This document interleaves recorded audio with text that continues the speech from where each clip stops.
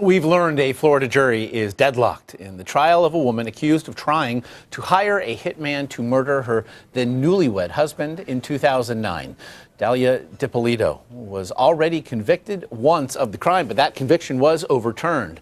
The defense claims that police were simply scripting the case for the television show Cops, which happened to be in town filming. The fact that you were not able to reach a unanimous verdict does require a mistrial. But you should not think that that reflects in any way poorly on you. You've done your job. You've been here. You've listened to the evidence. You've done your best to reach a verdict. You simply have not been able to agree.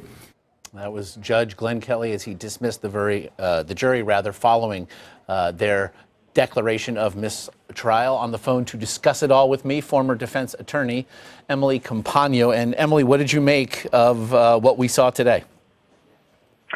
Hi, Josh. I thought this was really fascinating, and to me, it illustrates how important jury selection is because, frankly, here they were hung 3-3. Well, if they had been slightly tipped in a different favor, you could have had a different 6.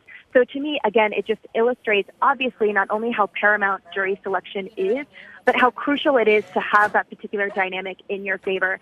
And interestingly, prosecution in this trial, this time around, they only called 2 witnesses. They called the officer who posed as the hitman, and they called the lead investigator. So moving forward in the second trial, or actually the third, but the second trial here, this will be a different path for the prosecution to perhaps call more witnesses because here they failed at their attempt to convince overwhelmingly the jury. Now, again, as you mentioned, prosecutors have said already they do intend to try to retry this case as it's either the second or third time, depending on how you're counting. But how will what played out here impact what is seen by that jury, presumably come 2017? Right. Well, we're going to see the same back and forth in pre-trial motions about the video itself showing Dippolito, speaking with a hitman, trying to pay him or allegedly to pay him to kill her husband. And we're going to see the same motions back and forth as well about the allegations that she attempted to poison him prior as well. Now, remember, the reason that her conviction in 2011 was overturned was for 2 reasons. Number one, the jurors were individually not questioned as to their exposure to media publicity.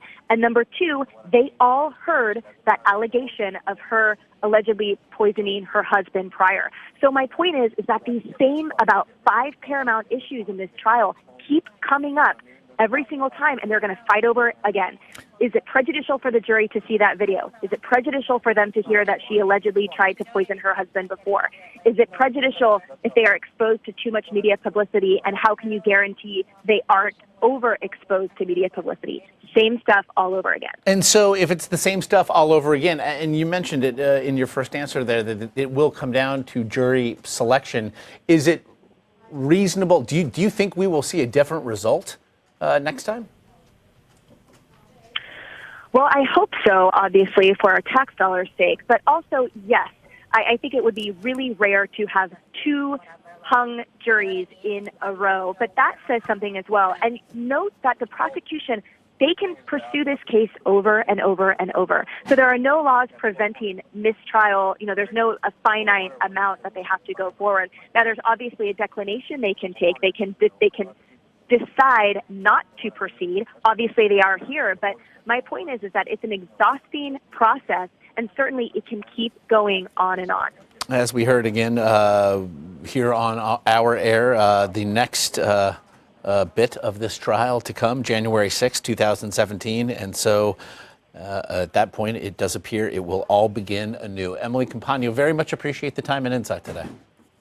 Thank you so much for having me.